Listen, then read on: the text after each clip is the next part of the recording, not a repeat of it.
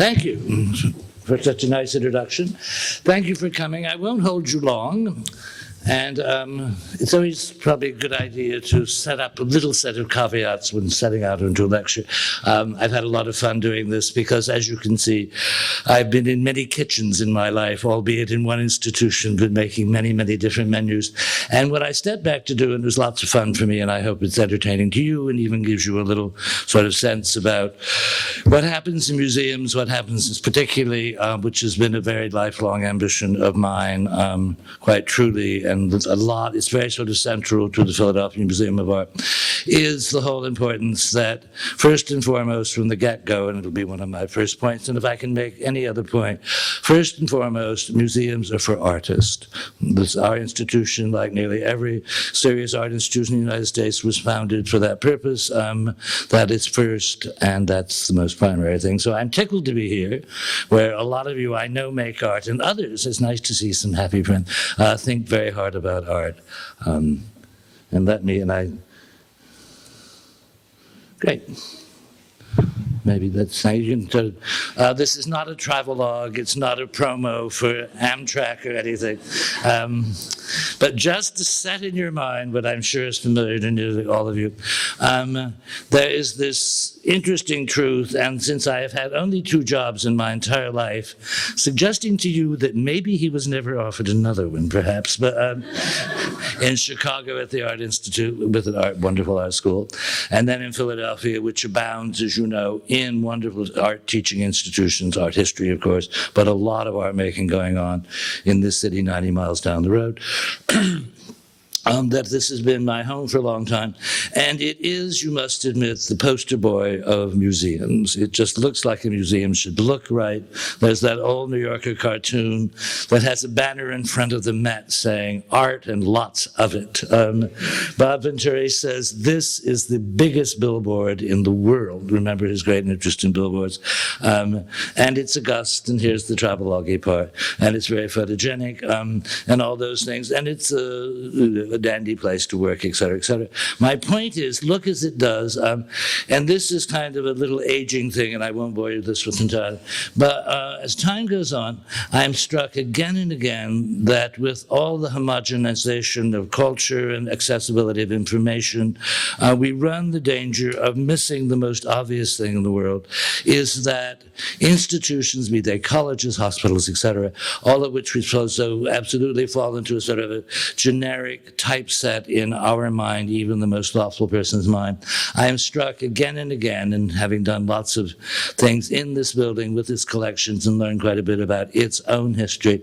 It is amazing at the individual personality and nature of every art museum going around, which I think is hugely healthy. And it's amazing the way that works of art interact with one another to create a totality that, you know, all these odious comparisons of the Met, Philadelphia, Boston, Chicago, yakety yak. They are phenomenally different museums run often by certain standard principles. But if I can show you anything tonight, is to take just a kind of Tarzan swinging through the jungle, look at the nature of collections, how they came to be in such a place, and how they have interreacted to make a kind of smorgasbord of encounters that is unique to that place. You know, I couldn't, but Gary Tintero could give you the same talk about the Met with great affection and great knowledge. I have no doubt that the same would be for anybody. That is just, we all apply for lots of grants, I'm sure you do too, and you end up sort of falling into a language of standardization. Museums, for as much as they look like art museums or don't look like art museums, what are we advertising there? Oh, it's Tesoros. Could you read that? We can only do exhibitions that have odd letters in their name, like Cezanne, to fit between the columns. You see, it's very, very important. Essential point is museums are not all the same. Indeed, they are different in deeply interesting and wonderful ways. Thus beginneth our story. Many of them did have their origins in the 19th century. This is Memorial Hall, that is the building built as a permanent residence for the first art museum, which is our progenitor, out in the park in Philadelphia, this vast and very beautiful park, to celebrate the bicentennial of 1876, and was a great hit and was the art museum until it moves where it is presently now, up on the Fairmount in 1929 is the opening of the big beige building, of the big lionized stone building.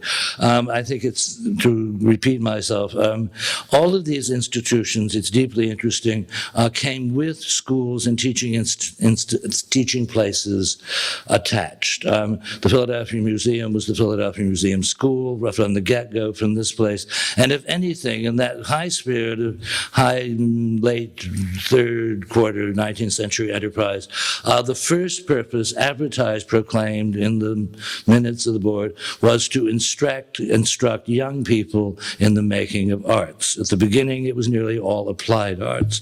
You collected Sèvres porcelain, so Pennsylvania potters would have something to compete with. I'm quite serious. It was very much schooled in that. There's a remarkable College of Textiles that now has an independent life that started its heart right here as an art museum.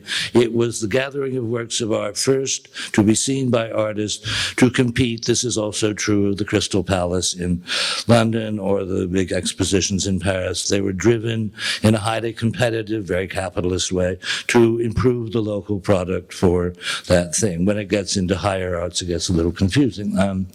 The other thing is that don't you love him? He's my hero. That it is all about people. It is the other sort of happy sense of age is the longer you think about it. The way that these big anonymous looking, these palaces on the hill take on this sort of distance, they are all completely the product of an inner working of people. And I'm just going to give you a little smattering because our question is here, our talks is about art and the collecting of art and who bought what. John G. Johnson is a Philadelphia lawyer, tagged the name. Father was a blacksmith, mother took in laundry. You can see I've given this spiel before. I am, among other things, in charge of the John G. Johnson collection that was bequeathed to the city of Philadelphia in 1917, when he dies, of 1,172 pictures. If you count the triptychs as one, we always like to say that. He was an amazing man. He tried and won more cases before the Supreme Court than anybody else. He was a formidable Edwardian fellow. Anyone you've ever heard of or any art institution, particularly here in New York, be it Frick, Carnegie, Mellon in Washington, etc., he was their lawyer, and they were very smart in that sense. There's the tale I must tell you, just to show the sagacity of this man and his appetites. He would go every summer to Europe to look at exhibitions and collect works of art. J.P. Morgan had the notion that maybe it would be fun to merge Penn Central and New York Central. Young lawyers did steamer trunks full of documents to prove the efficacy of this. They were sent to Mr. Johnson, who received them at a chalet hotel he was staying at in Switzerland. He got them, it is said, shortly after breakfast. He read them and sent a cable back before lunch saying, merger possible, jail certain. No one doubted this one little minute. That's what made him and you'll see him peppered throughout this talk. He was the benefactor. He was one of many long chains of benefactors, as we all have. I would say Philadelphia, it is said, I've never done the math, but it's probably, I think we in the Met are probably in proportion, not to say there are these strong personalities. It is said often and put in print without having done that, they're probably 90% of the collections, be they Asian, African, anything you wish to count, you will see on display or know of at Philadelphia, are the product of gifts given by collectors, not necessarily from the region, but given en bloc to the museum, often as collections, Johnson's great hoard of paintings being the most astonishing in a certain way. This was, I think in ways, I know Gary Tinnerow at the Met loves to remind everyone, if it weren't for Mrs. Havemeyer, singularly, there are other great things. The Met would not be this mother lode of 19th century French paintings. If you pulled out Havemeyer you'd be in New Jersey. I'm just kidding or something. But, we like New Jersey. But the point being, it is very interdependent. It is a balance between that. This is a man called Fisk Kimball, who was the director of the museum from 1927 until 1956, who actually taught here, started the art history department at NYU, was very active in the Institute of Fine Arts in his formation, an active architect, training himself, a great scholar of decorative arts. Point being, he inherited the shell. This building was built with the most wonderful ground plans in the world. It's a total open frame. There was no designation for any space, and when they felt they had to, you can see these flat plans, identical rooms that say painting, painting, and then they got bored and will say sculpture, tapestries. It was just jokingly called by the trustees the Greek garage, ha ha ha. Kimball inherited this as a shell and transfixed it into the 30s, was the amazing feat, into much of what you see it to be now. As I say, and I really mean that Philadelphia has a very rich history of collecting and art making, indeed, with the Pennsylvania Academy probably being the oldest art teaching institution in the United States. But for example, here is Kimball with Albert Gallatin, whose collections, you might recall, hung in the library at NYU at Washington Square, just over here, for the longest time, until Kimball convinced Gallatin to lend them to us, but to give them to us. It's always a painter, isn't it? Carroll Tyson was a very happy man in many ways, a painter of some fortune who went as a young man to study with Toulouse-Lautrec in Paris, came back, married, really must have been an enchanting heiress, set up shop in Philadelphia, and bought some of the greatest pictures from the 19th century that we have, which will come up in things. He must have been, his daughter is a great friend and relays this, just out there in Maine, painting away, happy as a clam. And then he'd go to Paris and buy the Renoir bathers and things like that. Faces familiar to you, California, this is in California. Walter and Louise Arnsberg, in the company of their great pal, Marcel Duchamp. He, Arnsberg, meets Duchamp at the dock the first time he comes to New York, which gives Philadelphia, needless to say, those remarkable Brancusi's, another load of Duchamp, et cetera, going around. Or a man, I didn't know any of these people, I'm not quite that old, Henry McElhenney, who I did know, who's probably perfectly normal in this kind of setup in this house, full of wonderful things. He was once challenged by a journalist, because he has very great things, as you know, including the Angers and the Renoir, 19th century, very much a product of Harvard in the 30s and the Depression. Paul Sachs, redefining modernism and its history in a high, very restricted, but very high road, French canonical way. And the journalist was boring Henry a little. You can see he might bore easily. And said, with the responsibility of having all these things in the house, at which point Henry said, well, I don't gaze at them all the time. And then he paused and he said, but when the party's over and I'm walking around turning out the lights, I do look up.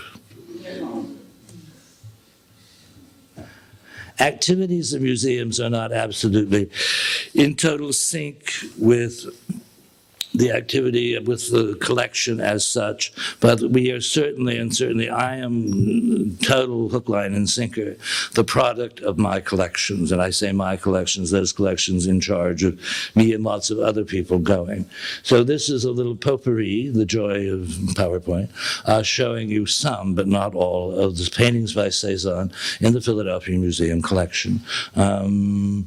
Just for fun, the Mont Saint-Victoires are both bought by Mr. Tyson, who you saw, even while the Cezanne bathers in 1937, depths of the Depression, were bought by public allotted funds, trusted and endowed funds through a public agency. It was Carroll Tyson, the happy man painting at his easel, who went and sponsored those. those objects. He went, and he had to go and see Joseph Widener in Palm Beach to do this, rather frightened that Mr. Widener would not like this very, indeed, strange then, strange now in many ways, painting, giving us the foundation. So it is no surprise, and I just say without apology, that since I have been in Philadelphia these many long years, I have had the great pleasure of working on not one, not two, but 3 Cezanne shows, and we're all sort of hatching another one as we speak. Think global, act local as it is. And if you have these, remember the 67 paintings that are 4 miles away at the Barnes Foundation. Not that we in any way would think of making New Yorkers in any way jealous, but that's many more Cezannes than in New York City. It's fine. You can come right down and see them. This isn't a pressure. And it is because of this in many ways, and the happiness of living with these objects.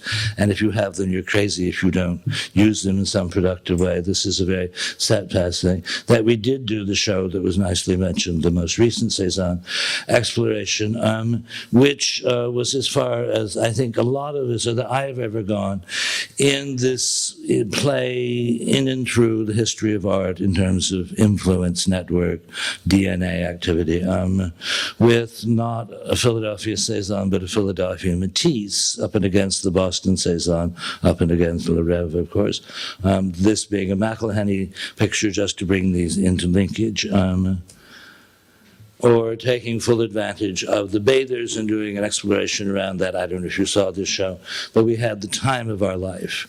And I have totally ruined my career. I am curator of European painting before 1900, and I am broken through the glass ceiling. I'm running around looking at things made yesterday. It makes me very, very happy, as one should. And what, of course, is the happiness of that, which is the theme I'm harking on, that well, let me show you one example. Ellsworth Kelly, who's an old friend and goes way back in many contexts, and one of my great happinesses of life, working in a place like Philadelphia where there is great historical collections of great value, but there's also a great deal of interest in the living. It's the quick and the dead all on the same stage, and in contemporary art. So that a lot of what we did in the making of the Cezanne show was simply tag after artists and say, what did it mean to them? Mr. Kelly is a true friend, and he was very quick to talk about exactly what it meant to me. And I'll show you one anecdote about the linkage of past to present, which I think is the very first foremost reason that you put up a Cezanne bather in the first place. I was asking him what his memories were of Cezanne. This was at lunch in the country. It was really 15 years ago.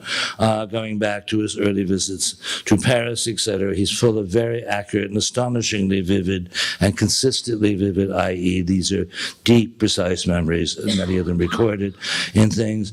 And he literally, I'm not kidding, went upstairs from lunch, pulled out a book, an old tip-in Skira book, with this painting in the book, given to him by his mother when he goes back after having been in the GI Bill to Paris to set up shop. We always teased him, said, was there anybody on the boat going back to France? Everyone was coming the other way, of course, at that point, coming to New York rather than going back. He was very set and determined. And, of course, he's a bit of an elf, a very wonderful, leprechaun, temperamented man. And, of course, what was hanging over the dining room table but this remarkable lake number 2. And he just goes, I know it's simplistic, but it's also kind of profound. And then he smiled at the Cezanne and then went on. He didn't stop there. That's the fact. I need this to say to all of you artists out there, once started, you have a tendency to keep going, and it's the old foot in the door thing, which is to be encouraged and tolerated, I think. Because then he said, and if you did this, you could do that. And then I've always loved that Beckmann. So we always do what artists tell you, by the way, is that, and you get up this kind of little trio, this little riff that is as deeply satisfying. And I will say in the reception of the exhibition, it was quite wonderful to see to what degree the spirit of the game, and it's a wonderful game, stayed in play throughout the exhibition and was understood by the audience who were there looking and enjoying this wonderful domino of things, endless without boundaries, going through, which is exactly why if you have things like this, you should keep right on moving, not just up to Picasso and Matisse, but right into the present. There are many other ways to cut this. This is what he felt Cezanne at that moment in time meant to him. Or stepping away, none of these are Philadelphia pictures. We wish they all were, but it's very interesting, as you know, Jasper Johns has a very profound interest in Cezanne as a looker and as a collector in many ways. And I can honestly say in this little game of it's all about doorknobs, we are not complete children, but it's kind of nice, not doorknob, little pull drawer things going on. But it really, the spooky thing was, and he even winced a little bit to my, I make this up, he seemed taken aback, that his confrontation of Cezanne head on with his drawer and the real drawer. The crazy thing, and it's not good in slides, if you put it up against this very beautiful private collection Chicago thing, the grays, the depth of these blushing purpley tones in the gray of the wall are in the Johns. It's intuitive, it's a quotation.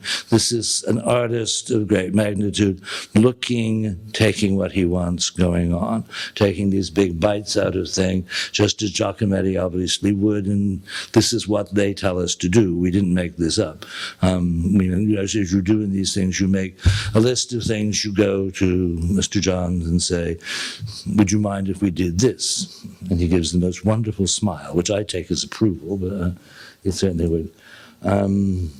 Interestingly, you remember part of this is not just about inherited works of art, but about acquisitions, and I've been around long enough, and it's not an ego thing about buying things, but it's lots of fun to buy art, as you probably all know, both old stuff and new stuff. This is another, it's interesting the way it comes around, view of Lestat, just like the painting you saw, this bay just northwest of Marseille, where Cezanne lived for chunks of his time, over a very long period of time.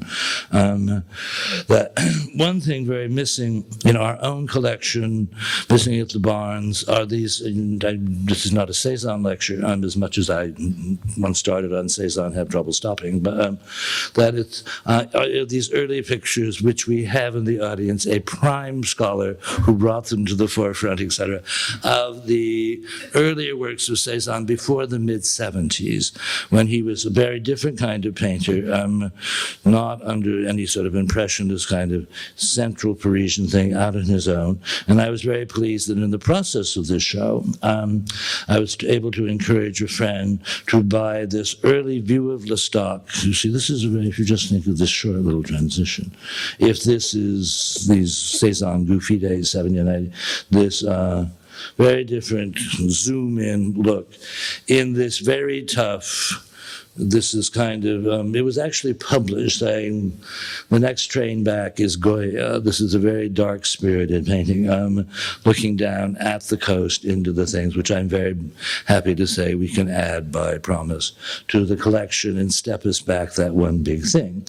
This opens up the other great game, and its life is simpler than you think in a way, that of course you get a new Cezanne in Philadelphia, a very important one, unlike anything else we have. And how do you put it in a show that's all about context and comparison? And a very nice friend says, oh, that's easy, you do this. This is this 1950s Picasso. If everyone offers to take you to the south of France in January or February, think twice. This is really what it looks like. And that's... And you know, if you want sort of expresses linkage, what's going on here. This is the very famous Picasso that has a real history. He took it over to Matisse, who was ailing, which I think is quite a hostile act, wouldn't you have thought? This really mean, tough, bitey sort of thing coming up in this chain. Just very quickly to see how this plays out, this whole game of acquisitions, the quick and the dead, etc. Bryce Martin is another friend, an old friend going way back before Notions of Things, who played a very critical role for us in forming this show. And he did not name this painting in the center, which is in a Philadelphia collection. He did not name it Skulls with Thoughts when we were going around tapping him to put all this together. This game spirit of interworking of collections over time through styles and things, which is very much on my mind from this recent spring, working with our core collection in many ways, not just Cezanne, but Jussieu, Matisse, etc., is one way that museums in their nature take on sort of a DNA pod different than any other, which this show is in many ways, even though there were loans from Moscow to Malibu and what have you. It was in the spirit and the context of the show. And I think finally, and it's very interesting, you go back and you read the board minutes from the 20s and 30s, the conviction in the board that everything must run from the present back, not the other way. Museums are many things, and I'm just is not singing our own praise or anything, but so much of what has happened in Philadelphia over the years, not just my years there, has been, there's nothing antiquarian about the ability. There's antiquarian about the activity, as nice as that is and is important. It is starting and looking back and letting the present carry you back into the past. It's a very nice feeling. But just to go on, this is Martin's idea going through. This is John's idea. Two of those are Philadelphia pictures, etc. And it's just a suggestion. This is not a permanent. This is the way paintings speak to one another. It's quite remarkable in this case, just seeing John's go through as many complexities in terms of working, tough love, way out to the edge of the canvas, or very evident things. The way Mondrian, if you track him through, who is, David Sylvester many years ago said, Mondrian is the artist who most profoundly understood and took Cezanne with him his entire career, obviously. This is the simple entry. You get to this pulsing at the edges picture. It is in his mind. He wrote and talked about Cezanne, Mondrian. This is, artist over generations. The most wonderful thing, it's not just the bomb and the piazza activity of the Cezanne, it's the pulsation to the edges, which is this kind of thing, which is just an astonishing working out. So if you take the sort of entry of the drama of the first encounter with the Pushkin picture, and then, I should have put the two together, this bleed at the edges, putting them together in a room for 3 months was a very satisfying thing all the way around. Hartley, I won't worry with this. Leger, this is his Woman in Blue. It is absolutely, as you know, the fight to complete. Fish that got away, but not entirely. Thanks to a Russian friend, Albert Kostanevich, perhaps known to many of you, we worked a lot together on Cezanne, and then on Cezanne he did a wonderful show in St. Petersburg about Cezanne's influence on that first and second generation of Russians, planted in our mind and wrote beautifully about Popova. She's a rare bird, Popova, and hard to find. This picture I have moved heaven and earth to buy. I'm not trying to raise money from you, but if you'd like to chip in, you're certainly welcome. We don't have a Popova. The Guggenheim has wonderful things. The Modern has two. It's a thick thing, but if you did that interplay that we tried to suggest in the show of pursued acquisitions, right this very minute for days up through January is a Gorky show in Philadelphia. You will see this picture in the Gorky show. You would have seen this picture, no surprise, in the Cezanne and his influence and his following show. This you probably think is Auvert or something. It's Staten Island with his head full of this to be Gorky, with his head full of where he will take Cezanne in the long run. Bastacosi, that's the little, I think, most evident thing, and certainly the most recent thing, the way that the curator playing with inherited collections, always the edge, obviously, in these days in prices. You can't do what Mr. Johnson did, and, although people are sometimes doing this to acquire things, but an entirely different step where life takes you and how interesting it is. These are all works of art, all of them Mexican, from the 17th and 18th century, inherited, I think I found. Oops, somewhere, where'd you go? He'll turn up. Inherited in a very complicated estate, finally settled in 1903, of a Dr. Lamborn, whose claim to fame, all these industrious Quakers that we thrive in Philadelphia. He was a railroad man who put the first railroad from San Antonio to Mexico City. In the process, became very interested in historical colonial Mexican things and left this collection to us. It has some great highlights. The painting of Sir Juan. Many will say Octavio Paz said the greatest use of the Spanish language after Cervantes, the famous nun, etc. In part, twigged, frankly, by people coming to visit this collection, I knowing very little about it, but it fell in the general, very broad context of our departmental interest, many others, and to this day, obviously, knowing a great deal. It did bring a whole rather unexplored aspect. You don't have to be a genius to sort of go out and do a Cezanne, to pick Cezanne as somebody to hang out with, right? This period, even though it is a very burgeoning colonial studies in this way, has given us a lot of fun. Let me just show you. This is one of the most distinguished paintings in the Lamborn collection going on.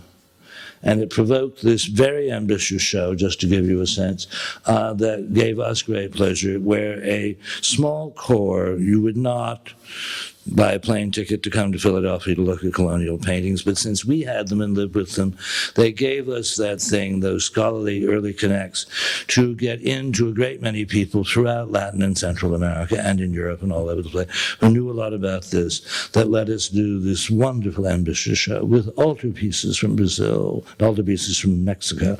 We're not just showing off here. It's just how far the provocation of the bird in hand, the palpable thing you live with every day, that you install and you play with and you examine and you try and catalog, can bring on things like this. And there's a very happy ending. I can't resist these delicious slides. Or the riffs that they allow you to do just, I'm going to hurry a bit. Don't wince, it's all true. Nature of the confession, good and bad. Anyway, point being, Hohlt Adventures. This is a wonderful picture in Denver, in these things some of you may know about, called castas. These are two in the Philadelphia collection. They are numbered things showing the triangular. It's sort of, there was a brilliant show done at the LA County Museum about this very subject. They're entirely Mexican, except there is one batch. There are either 12 or 14 images, which is turned up in Peru, probably imported from Mexico, where they are their relations of the races. The Los Angeles show was very boldly called Castas, the invention of race. They are, in turn, wonderful circumstantial things, all tidily sort of labeled, which are some of the most charming genre pictures from the 18th century in the Americas in any way, shape, or form. These are all by the same artist. In reuniting them, just the pleasure, and I can tell you, this is just we all have wonderful academic friends, etc., who teach Baroque and Renaissance. Here am I, knowing zero, having been to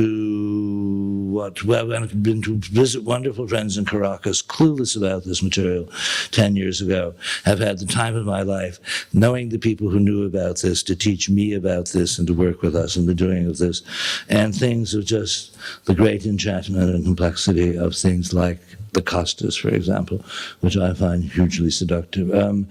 What I learned in the process of that, and it's kind of fun to see, dealing with works of art in your hands every day, and obviously in all sorts of ways, you don't have to switch any gears into these other areas of the primitive, the art. There is a genius of great magnitude called Melchior Holguin in Bolivia, Anybody born in Cochabamba gets my vote, I will tell you, absolutely. He's a great, just recently, this is a sad story, he's very rare in the United States, he's very rare outside of Bolivia. He is a witty, very wonderful, complex, turn of the century, 17th to the 18th century, things.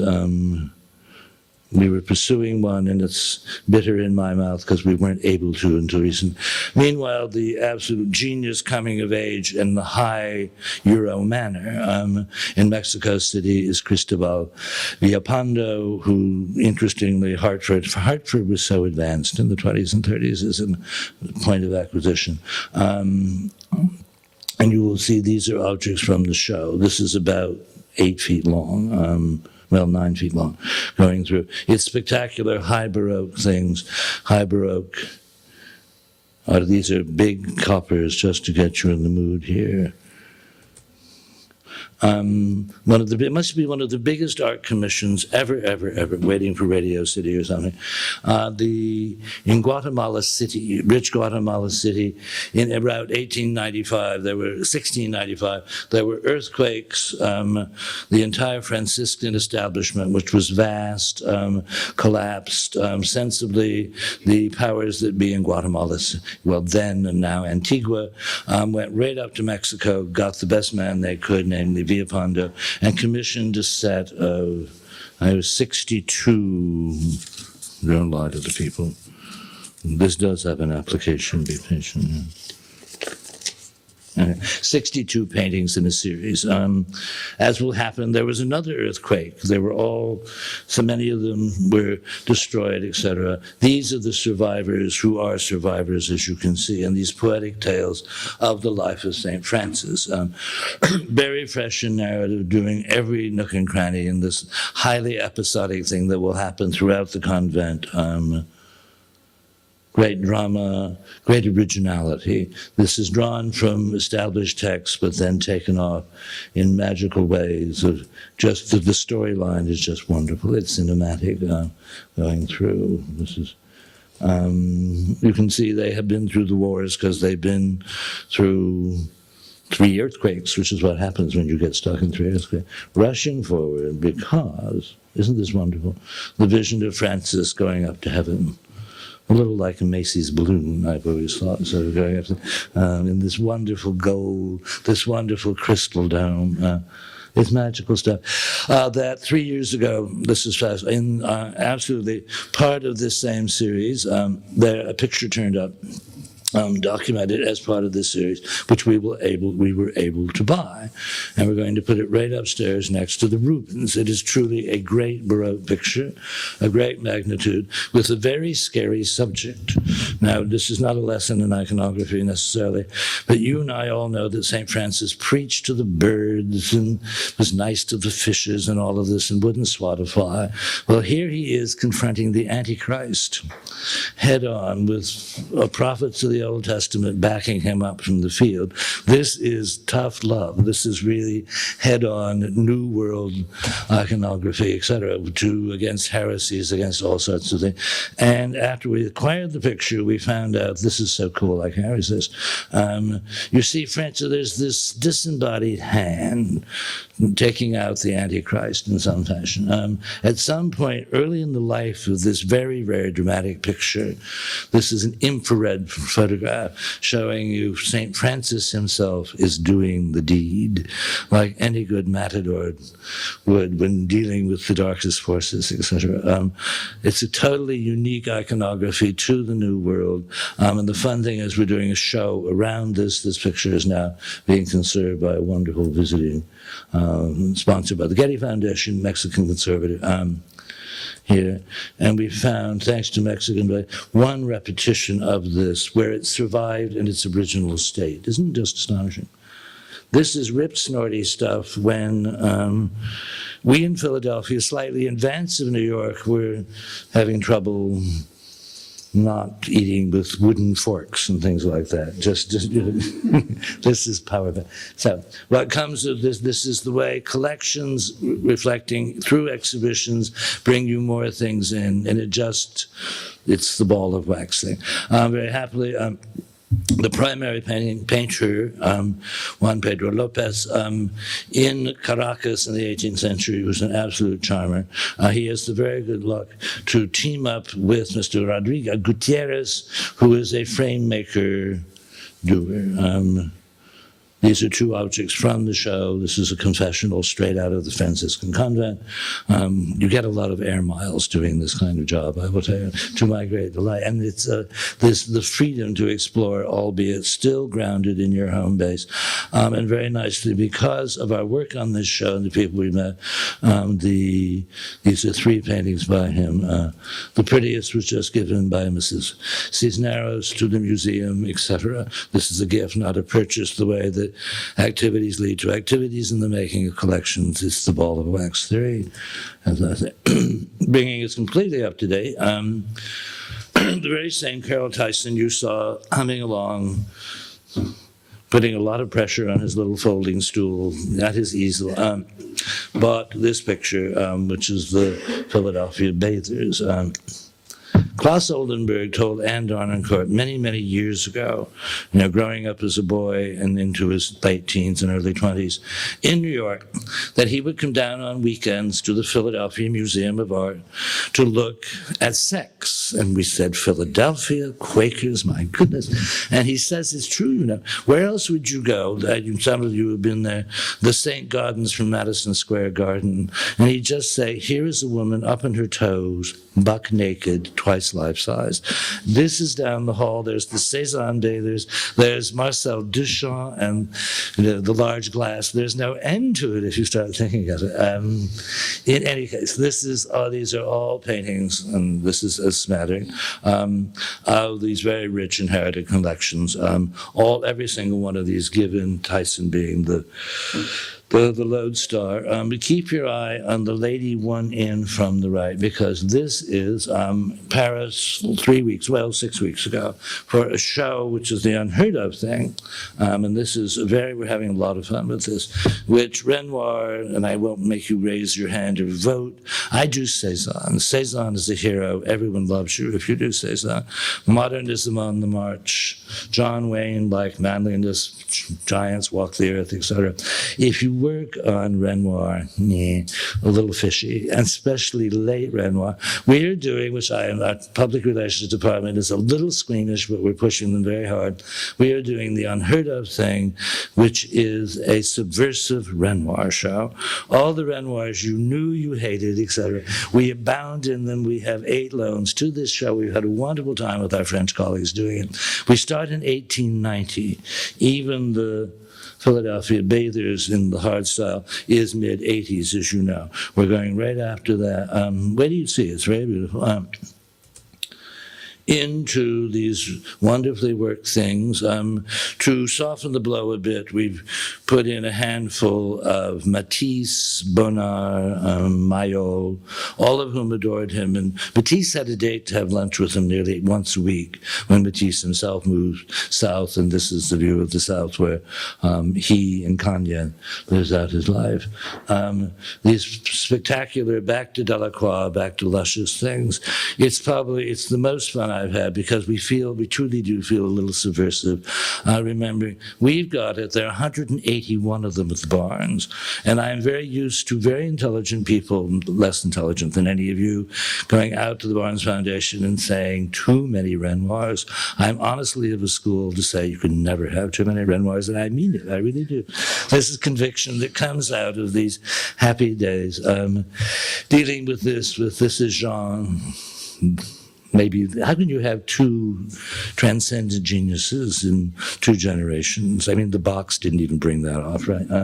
To this magnitude. I mean, John, the filmmaker, seen as a boy by his father. It's everywhere. Let me just show you the sense. This is as installed to be seen. It goes from Paris to Los Angeles and then comes to Philadelphia in the summer in June. And we've reached the all-time happiness. We got a political cartoon in Figaro, and the place is packed. Everyone decided it's so inverse, it's become the sort of chic thing. And people are looking and thinking. It's revisionism at its best. I see little scowls moving around some places. Fast forward, how it all goes together, one of the things in that long list of things, you would never come to Philadelphia to see Italian 17th and 18th century pictures. It was Johnson's generation, dead by 1917. The Baroque was absolutely done by people who ate garlic. You just wouldn't go near it with a barge pole.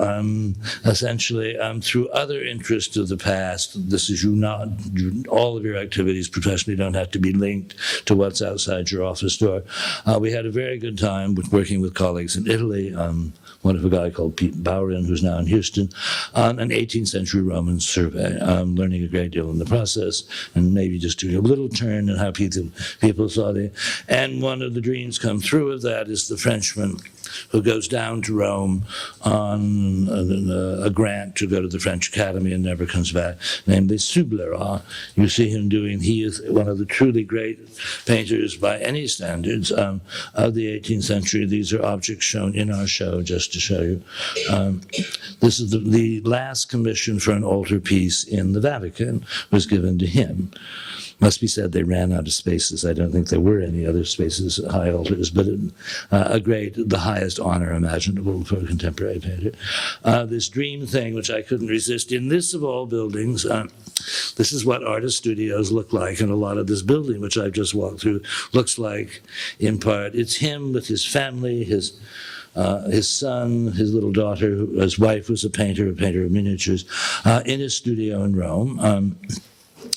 And the nice story is that it has a portrait of him or somebody, his little uncle, on the reverse of this painting. But if you look closely, recently we were given this painting in part because of our deep interest in this and our celebration, well, more than in part, from an estate of a man who was very involved when we did this show. And the fun thing is, well, let's see if you can see. Oops.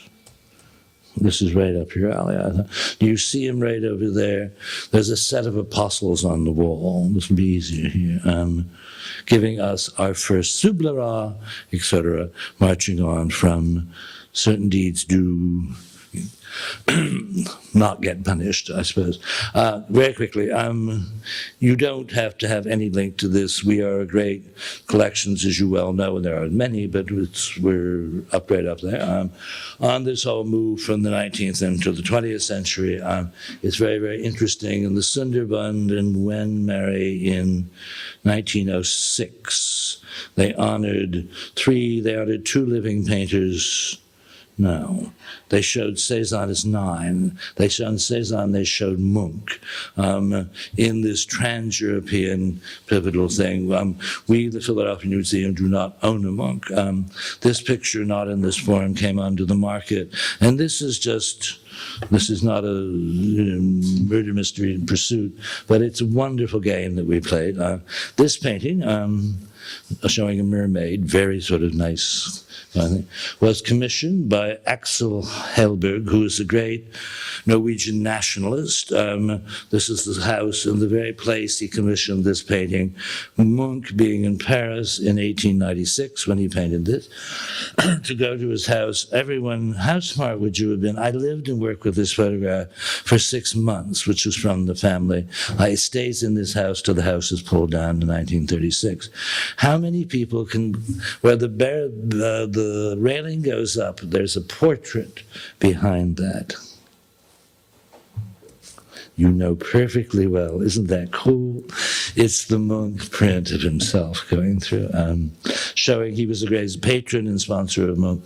It's that when the house comes down, it is inherited by his daughter, who's herself a scholar of Munch. We put it at a show around this once we acquired it, showing it in pieces. These are working up to this moment in 96, what it is. This is the way we bought the painting. This is the fun of being a curator. Because in ways, and thank God someone did a demonstration, when the daughter of Helberg took it down from under the shaped ceiling, who wants, polygonal painting around the house. She had it adjusted to be a rectangle, and I'll show you exactly here. This is what happened, but in ways easily found out by x-rays and what have you. They didn't dock off anything. They cut off the little toast points from the end and folded them up to make a rectangle. In 1938. This is my encounters. I've had the best time researching this, and some wonderful friends helped us buy this painting for the museum, our first monk, and a dandy one of that. In the exploration, this is the day in the life of the curator. Exploring this issue was so wonderful because you go to the Munch Museum there in Oslo, and you're trying to get as much documentation. They're very, very generous. You can see in the X-ray, you can see exactly what it looked like from the photograph, that this picture continues out to the rocks on the edges. There's a famous conservator who left very good notes, who was at the Munch Museum, or at the National Museum, excuse me, in 38, a close friend of Axel, who was the man we know did this adjustment, sort of docking the tail on the dog. Probably is the man who added the pine tree and finished it off, painting over what was there. I got the best advice I think I will ever get in my life when I asked this older curator at the Munch Museum, what would he do in this case? It would be very easy indeed, and to, whoops, where'd it go, the drawing? I'm sorry. It would be very easy to indeed clean off the 1930 the blank out thing, release the seam is there to be released, make it back into the shape it was architecturally as you saw it. The whole point is the curator said, Mr. Rishel, I think that is certainly a thing, but I wouldn't do that if I were you. Remembering Munch lived 4 miles away, very much alive and here, desperate, just as the Nazis were moving in. He was decadent, desperate about his fate and future reputation. She said he lived 4 miles away. He had a telephone and a chauffeur.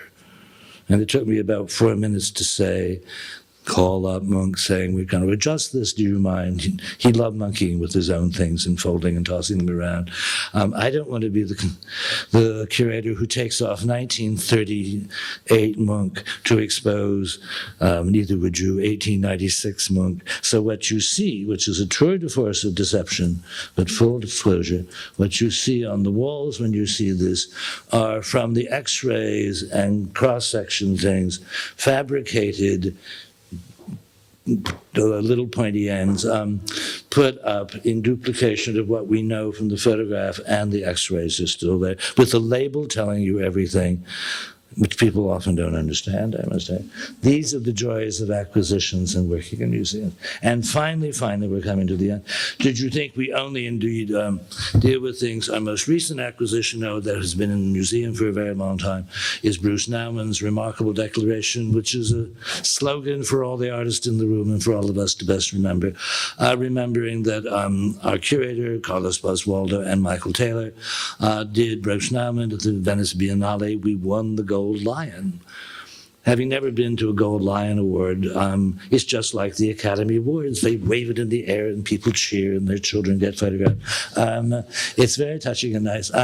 Point being that acquisitions are far and away our most active acquisition policy is with contemporary art, which is as it should be, even though things like this are in the same market of a Munch, what have you.